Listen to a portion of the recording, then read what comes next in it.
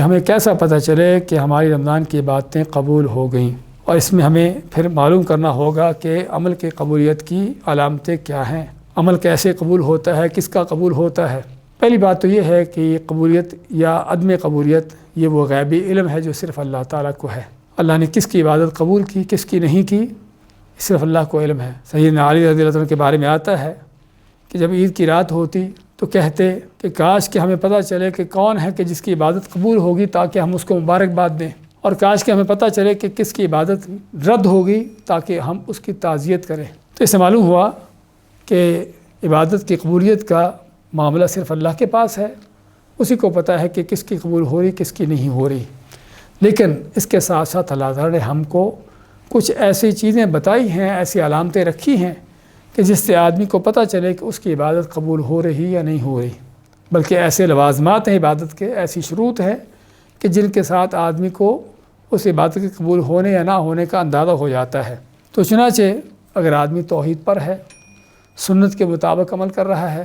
اللہ کے لیے مخلص ہو کر رہا ہے، اور جو ہے اس میں کوئی ریاکاری، دکھلاوا، کوئی دنیا کا غرض مقصد، اس میں کوئی اللہ تعالیٰ کے اوپر احسان جتلانے کا انداز نہ ہو، تو اس بات کی دلیل ہے کہ وہ اس کی عبادت اللہ کے لیے خالص مخلص ہو کر ہے اور قبول ہو رہی ہے۔ اسی طرح علماء نے عمل کے قبول ہونے کی نشانیوں میں سے یہ بھی ذکر کیا ہے کہ انسان کو نیک عمل کرنے کے بعد اس کو مزید نیکیوں کی توفیق ملے، جس طرح کہ اللہ تعالیٰ فرماتا ہے وَالَّذِينَ اهْتَدَوْا زَادَهُمْ هُدًى، کہ وہ لوگ جو ہدایت پائے جنہوں نے، اللہ نے ان کو